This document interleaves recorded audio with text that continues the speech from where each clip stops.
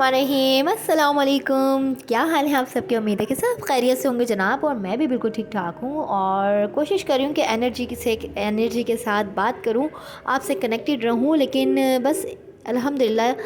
कहीं ना कहीं कुछ चीज़ें मिसिंग है, लेकिन फिर भी हम अपने व्लॉग्स जारी रखे हुए हैं अपनी इबादत के साथ भी, ताकि हम आपसे कनेक्टेड रह सकें। तो जनाब, हम इस मुबारक महीने में तेज़ी से तीसरे अशरे की तरफ रवा दवा हैं, और बस ये जो है मैं अब सहरी में आपसे मिलती हूँ। तो बस ये सहरी का टाइम था, और सहरी में मैंने ज़्यादा कुछ अहतमाम नहीं किया था। मीन्स के पुलाव था,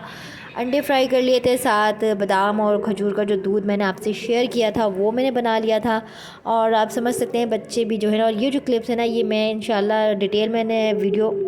मैंने वीडियो बनाई है, और इंशाल्लाह इस व्लॉग के बाद दोबारा मैं अपलोड करूँगी मेरी उन बहनों के लिए जो घर में सिलाई वगैरह करती हैं, स्टिचिंग करती हैं प्रॉपर ओरिजिनल और बेसिक प्रोफेशनल स्टाइल में, ये किस तरह से कर सकती हैं इस काम को। और तो ये देख सकते हैं, आपको अंदाज़ा हो रहा होगा मेरे काम से भी। तो फाइनली मैंने सहरी में कारपेट्स वगैरह सर्फ़ डालकर ना भिगा दिए थे। तो मैं अभी 11 बजे उठी हूँ, क्योंकि मेरी मॉर्निंग तो भाई मेरे ये दो शहज़ादे जब उठ जाते हैं ना तो हो जाती है। तो 11 बजे उठ चुके थे, तो फिर मैंने फटाफट इसको रगड़ा ब्रश से, और प्रेशर के साथ मैंने अपने दोनों कालीन धो लिए। ये महीने में लाजमी धुलते हैं, और अब तो मैं यूज़ टू हो चुकी हूँ इतने सालों में कि मुझे आदत हो गई कि ज़रा सी भी गंदगी जो है ना मुझसे बर्दाश्त नहीं होती है। तो बस पानी जैसे ही आता है माशाल्लाह,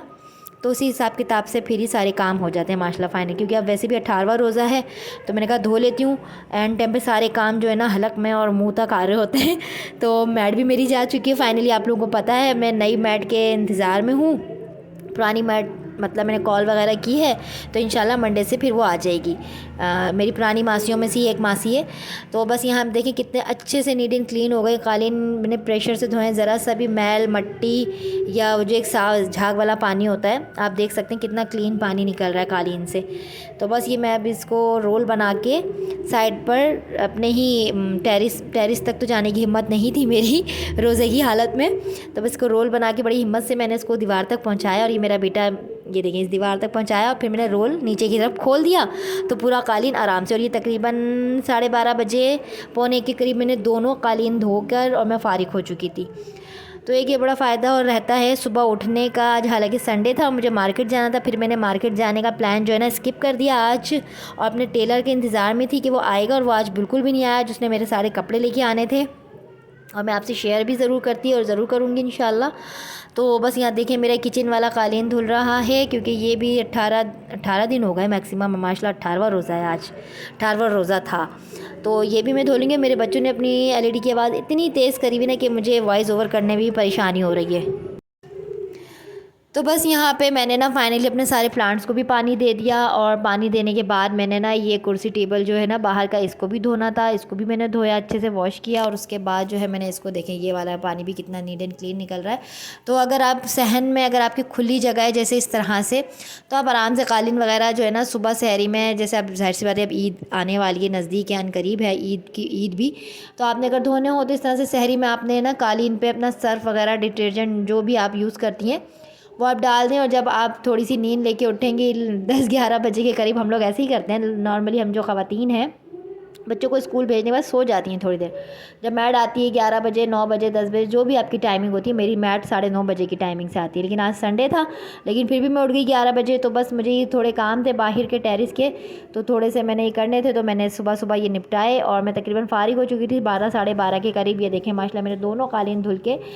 सूख रहे हैं, और आज तो काफ़ी कड़ी धूप थी। और ये मेरा बेटा, इसने अपने कपड़े वगैरह जो है ना उतार दिए थे, और ये पैम्पर में ही पूरे इसने मेरे साथ कालीन वगैरह धुलवाए थे। और ये अब देखें कितना अच्छा लग रहा है, साफ़ सुथरा नीट एंड क्लीन हो गया है। ये बस ये कलर वगैरह का थोड़ा सा काम रह गया, इंशाल्लाह इससे पहले ये कंप्लीट हो जाएगा। तो अब मैंने फाइनली अपने बच्चे में दोनों अंदर ले गई थी, उनको नहलाया और साफ़ सुथरा किया, क्योंकि दोनों ने मिलके मेरे साथ कालीन वगैरह धुलवाए थे। तो उसके बाद मैंने उनको अच्छे से फ़्रेश करके, उनके पैम्पर वगैरह से मतलब फ़्रेश करके उनको मैंने नाश्ता करवाया एग और ब्रेड का। तो यहाँ पर इर्तिज़ा साहब तो जा चुके हैं अपने रूम में फ़्लावर निकी देखने, अब ये भी चले जाएंगे। और ये मुझसे बातें कर रहा था बैठ के, बड़ी प्यारी प्यारी सी ना। तो बस इसके बाद ये भी भाग जाएगा अपने रूम में। माशाल्लाह ये सो गया था 1-1.5 घंटे में फ़्लावर निकी देखते देखते। और उसके बाद इस तरह से मैं रूम बंद कर लेती हूँ, स्पेशली दोपहर के टाइम। फिर जो है ये 3 बजे का टाइम था, اور حسنین ماشاءاللہ میرا سو جاتا ہے اور ارتضیٰ بھی سو چکے تھے، اور ہانیہ اور ایمان جو ہیں اپنے بابا جانی کے ساتھ لگی ہوئی تھی، کیونکہ آج میرے ہسبینڈ کی بھی چھٹی تھی، لازمی سی بات ہے سنڈے ہے تو چھٹی تھی۔ اور بس ٹیلر کے چکر میں آج میں نے نا اسکپ کر دیا شاپنگ کا ارادہ، مجھے جانا تھا، کچھ کام تھا لازمی ضروری، پر ٹیلر نہیں آیا شام تک بھی، اور نہ اس نے میری کوئی کال ریسیو کی۔ خیر تو یہاں پہ یہ 2 ٹراؤزر کے کپڑے رکھے ہوئے تھے، انہیں بھی میں نے کاٹنا تھا، کٹنگ کرنا تھا، گھر میں ہی جو ہے نا اسٹچ کرتی میں ان کو نا، تو الحمدللہ میں نے کٹنگ کر لی تھی آج، اور میں رات میں ابھی جو ہے وائس اوور کے بعد چائے وائے بناؤں گی، اس کے بعد میں لے کے بیٹھوں گی، تو الحمدللہ یہ ہو جاتے ہیں آدھے گھنٹے میں، پونے گھنٹے میں ماشاءاللہ سل جاتا ہے ٹراؤزر، آدھے گھنٹے میں میکسیمم سی لیتی ہوں میں، اتنا کوئی بھاری کام نہیں لگتا ہے۔ تو بیچ بیچ میں بندہ اگر نیند بھی لیتا رہے تو تھوڑی دیر مغرب کے بعد اگر آپ لیٹ جاتی ہوں، تو یہاں میں بتائی تھی کہ میں ڈائننگ ٹیبل ابھی بیچ میں کرنے والی ہوں اور تخت سائڈ میں، کیونکہ مجھے بڑا مسئلہ ہو رہا ہے افطاری کے ٹائم نا، سب اتنا پھیلا دیتے ہیں بچے ماشاءاللہ، نارملی میں تخت پہ ہی لے کے بیٹھتی ہوں اپنے بچوں کو نا، کھانا وغیرہ جب ہم کھاتے ہیں دسترخوان پہ، تو یہ بریڈ میں دکھا رہی تھی، بریڈ میں پھپھوندی لگی ہوئی تھی، بالکل ساری بریڈ خراب تھی، اور میں آپ سے شیئر کرنے والی تھی آج چکن مایو ویجز پکوڑا، جو کہ اسکپ ہو گیا مینیو سے، کیونکہ میری بچیوں نے پیزا کی فرمائش کر دی تھی، اور یہاں میں دکھائی تھی کہ ان کی آریوں پر بھی مجھے کلر کرنا ہے، پینٹ کرنا ہے، وہ پینٹ میں نے منگوا کے رکھا ہوا ہے، تو بس دن کچھ اس طرح سے گزرا بیزی، اور یہ لوبیا میں فریز کر دوں گی، اور جو تھی نا آئس برگ آج نہیں لا کر دی مجھے سبزی والے نے، اس نے کہا کہ باجی 1-2 دن میں آئے گی تو میں آپ کو لا دوں گا، تو پھر جب ہی میں آپ سے اس کی ریسیپی بھی شیئر کروں گی، ٹھیک ہے۔ تو یہاں میں اپنے پلازو کٹنگ کر رہی تھی، پلازو پینٹ، تو وہ کس طرح سے کٹنگ کریں گے اس کا بھی جو طریقہ ہے نا میں ڈیٹیل میں شیئر کروں گی، ایک مطلب وہی ولاگ جو آپ سے میں نے شرٹ کا دکھایا ہے نا، انشاءاللہ میری ان بہنوں کے لیے یہ ولاگ میں بنا رہی ہوں جو گھر میں پروفیشنل طریقے سے کٹنگ کرنا چاہتی ہیں، اسٹیچنگ کرنا چاہتی ہیں، تو میں پراپر اوریجنل اسٹائل میں ہی یہ سب چیزیں ان سے شیئر کروں گی۔ تو پلازو کے لیے میں نے اریب میں کپڑا بچھا دیا تھا، اور جو پراپر میجرمنٹ ہے نا میں اسی ولاگ میں شیئر کروں گی، تاکہ جو لوگ میرا ڈفرینٹ جیسے ہی کوکنگ والا ولاگ دیکھتے ہیں تو وہ لوگ بور نہ ہوں کہ آپ نے تو اسٹیچنگ پر کر دیا اپنا سارا ولاگ۔ تو بس یہ تھوڑے سے کلپس دکھا رہی تھی، میں فنیشنگ سے کٹنگ کر رہی تھی، تو یہ تقریباً 4 بجے کا ٹائم تھا، 4 ساڑھے 4 پونے 5 ایسا کچھ قریب قریب ٹائم تھا، جب میں کٹنگ کر کے ہٹ چکی تھی، تو پھر اذانیں ہو گئی تھی ماشاءاللہ عصر کی، اور عصر کی اذانوں کے بعد تو میں ذرا فری بھی ہو گئی تھی کہ میں نے آج افطاری نہیں بنانی ہے سوائے فروٹ چاٹ کے، تو پھر میں نے پلازو کٹنگ کر لیا کہ مطلب فارغ ٹائم تھا، فری ٹائم تھا، تو میں نے پھر پلازو کٹنگ کر لیا، اور اب عصر کی اذانیں ہو رہی تھیں، تو عصر کی نماز کے بعد پھر میں آ گئی تھی فائنلی اپنے کچن میں مجھے آج آپ سے شیئر کرنی تھی فروٹ چاٹ کی سیکرٹ ساس اپنے انگریڈینٹس کے ساتھ، تو چلیے اب چلتے ہیں اپنی کچن میں۔ تو بس جناب یہاں ارتضیٰ صاحب نے اپنی چڑیا کی نیند لے کر اٹھ چکی ہیں، اور یہ بہت رو رہا تھا، بالکل بھی نہیں بہل رہا تھا، تو پھر میں نے کہا بھیا اس کو میں نے اپنی شیلف پہ ہی بٹھا لیا، کیونکہ ظاہر سی ہوتی ہے آج مجھے تلائیاں شلائیاں تو کرنی نہیں تھیں، تو پھر یہاں پہ میں آپ سے شیئر کر لیتی ہوں اپنی ساس کے انگریڈینٹس، یہاں ہم نے 4 چمچ، تو بس جناب کریمی فروٹ چاٹ کے لیے آپ نے جو ساس تیار کرنی ہے نا، 4 چمچ آپ نے ملک پیک کریم کے لینے، 2 چمچ آپ نے کریم چیز کے لینے، اور 2 چمچ مایونیز کے لینے، ٹھیک ہے۔ اس میں آپ نے ایڈ کرنی ہے ½ T spoon white paper, black paper میں یوز کروں گی صرف 1 چٹکی، کیونکہ اس سے نا پوری جو ایک فروٹ چاٹ ہوتی ہے نا کالی کی طرف چلی جاتی ہے، تو میں اس طرح کی چیزوں میں بلیک پیپر اچھی تو لگتی ہے، صرف 1 چٹکی اس طرح سے یوز کر لیتی ہوں، جتنی کوانٹٹی ہوتی ہے اس کی بھی ہاف یوز کرتی ہوں، ٹھیک ہے۔ تو ہاف سے بھی ½ ٹی اسپون چلا جائے گا چاٹ مسالے کے ساتھ جائے گا جناب اس کے اندر چاٹ مسالہ ڈالنے کے بعد آپ نے ان سب چیزوں کو اچھے سے پھینٹنا ہے، اور اس کے بعد اس میں چلی جائے گی جناب اچھا کریمی فروٹ چاٹ کا ایک نا کوئک والا طریقہ بھی آپ سے ٹپ جو ہے نا میں شیئر کر دوں کہ آپ نے اگر جلدی جلدی بنانا ہے تو کنڈینس ملک لے لیں، کریم چیز لے لیں، اور اس کے ساتھ وائٹ یہ جو ہماری ملک پیک کریم ہوتی ہے یہ لے لیں، ساتھ میں ایڈ کریں وائٹ پیپر کے ساتھ تھوڑا چاٹ مسالہ، اور سمپل 5 انگریڈینٹس کے ساتھ آپ کی کریمی فروٹ چاٹ بہت ہی مزے کی نا ریڈی ہو جاتی ہے، گیسٹ کے آگے آپ رکھیں بہت مزے کی لگتی ہے، یہ کوئک والا طریقہ یوز کیا ہے میں نے نا آپ کے ساتھ، کیونکہ جو میں ابھی آپ سے شیئر کر رہی ہوں اس میں ابھی ساس میں ایک چیز رہ گئی براؤن شوگر، اس میں 4 سے 5 چمچ 4 چمچ میں نے ڈالے تھے چھوٹے والے براؤن شوگر، بڑی مزے کی فلفی سی اس کی ساس بن جاتی ہے، فروٹ چاٹ بالکل بھی کالے کی طرف نہیں جاتی، کالی کالی ہو جاتی ہے نا فروٹ چاٹ، وہ بالکل بھی نہیں ہوتی، اور جو ایک دم میسی سے فروٹ پگھل جاتے ہیں وہ بھی نہیں، فروٹ بھی ایک دم کھڑے اور فریش رہتے ہیں،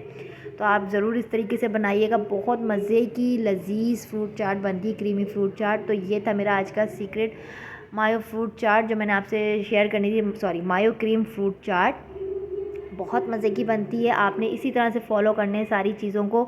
پوری ریسیپی کو اسی طرح سے فالو کرنا، اور دیکھنے میں بھی بڑی مزے کی لگتی ہے، یہ فروٹ بالکل بھی کالے نہیں پڑتے۔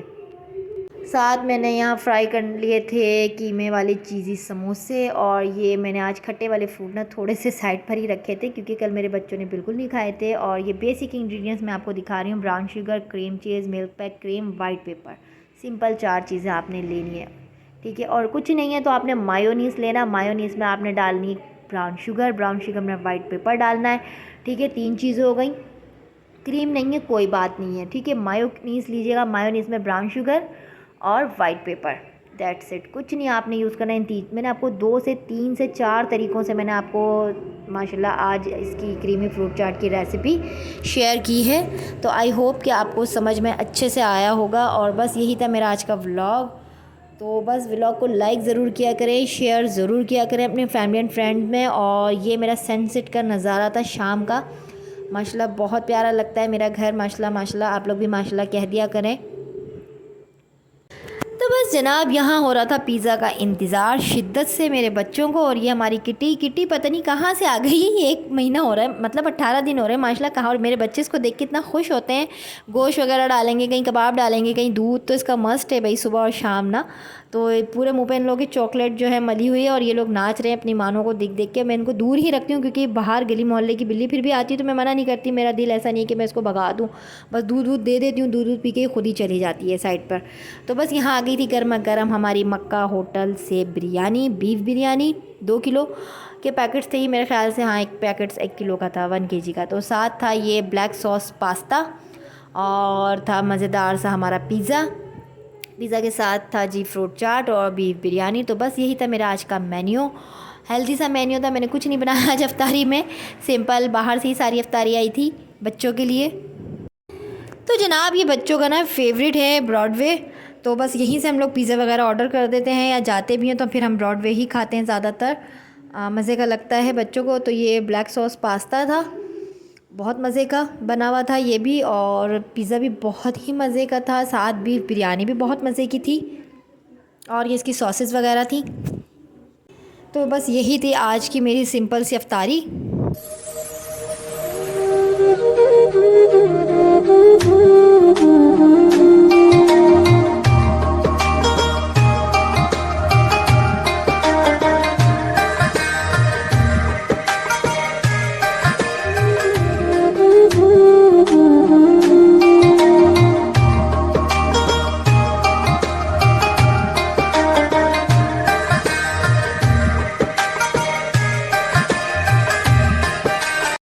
تو بس جناب ولاگ اس طرح سے نہیں بن پا رہے ہیں، نہ ریسیپی اس طرح سے شیئر ہو پا رہی ہے، جس طرح سے ماحول ہے اسی طرح سے ولاگس بن رہے ہیں، جس طرح سے کام چل رہے ہیں۔ تو بس یہی تھا میرا آج کا چھوٹا سا ولاگ کو لائک کر دیجیے گا، شیئر کر دیجیے گا، مجھے رکھیے گا اپنی دعا میں ڈھیر سارا یاد، اور اسی دعا کے ساتھ کہ دوسروں کو آسانیاں دیجیے، اللہ پاک آپ کے لیے آسانیاں پیدا فرمائیں گے۔ پھر ملوں گی نیکسٹ ولاگ میں، تب تک کے لیے اللہ حافظ۔